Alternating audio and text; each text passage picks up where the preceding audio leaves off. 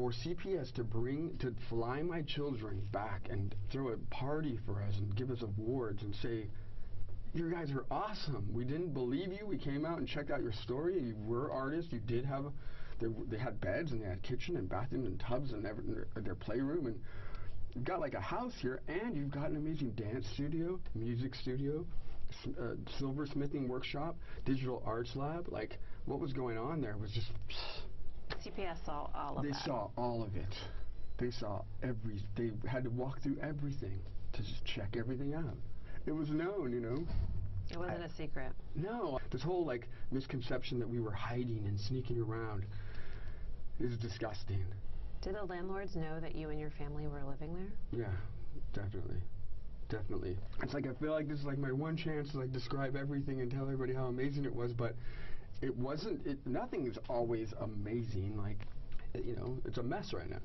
But it's going to be something that's going to live forever, and that's what we believed in. But Almena says that dream started off on the wrong foot from the very beginning because of issues with the warehouse. After the break, why he says the landlord should be sitting in jail right along with him.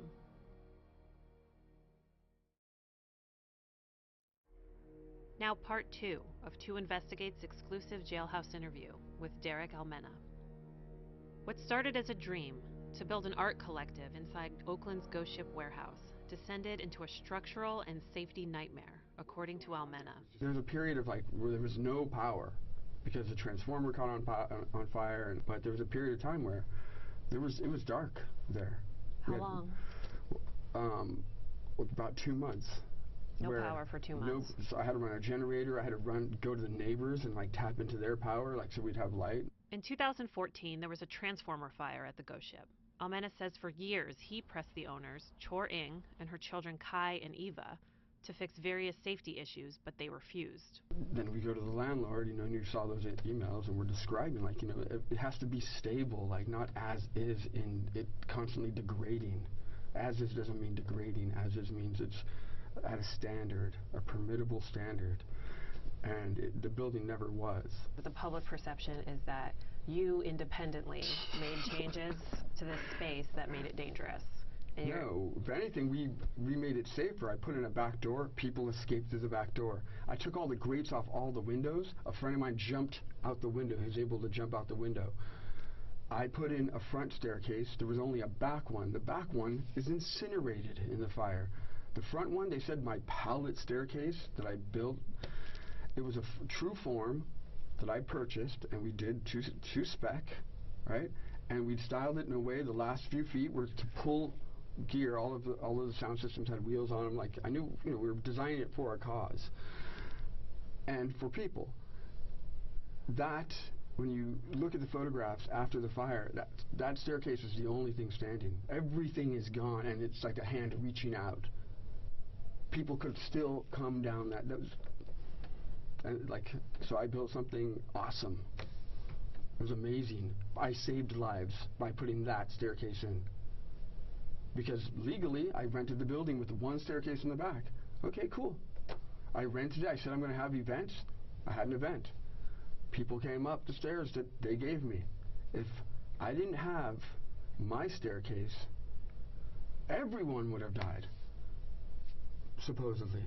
Almena says his original lease agreement was made with Eva Ing, who he claims assured him the building could be used for an art collective. Before we come in, I want to make sure that, you know, I can build it to suit what I need and build, you know, just do what we have to do and to make sure the power is up to a standard. And she was like, yeah, here's the zoning, and she copied it and posted on the email exactly what we can do, and it fit the description of what I needed to happen there.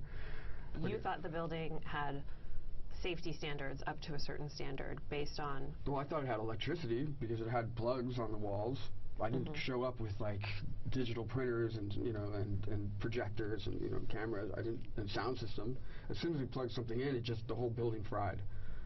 So we're so afraid, like I'd put so much of my money and energy and brought everything there, all the artifacts and instruments, and I had nowhere else to go at that point. So we had to make it work. I thought that if you're going to rent a building to a group of artists, As the owner of the building, you would have to tell the city, like, hey, I'm going to be collecting money now every month, and there's going to be humans coming in and out of this building now. What do I have to do to make sure that I can legally collect that money and legally house this cooperative? That it had never been inspected, right? It was still listed, and they still, in all the newspapers, it still says Derick Ion rented it as a dry goods warehouse and then changed it on his own, did all this on his own without telling anybody, like snuck in there. He rented it as a storage warehouse. That's the story. It's not the story. I rented it as an art space, a community center, a cafe, boutique. That's all described. But do I give that to the city? I've never done that. I've never moved into a place and had to tell the city what I wanted to do. I tell the landlord what I want to do. The landlord owns the building. The landlord has to go to the city and say, hey, I think and then there's a question,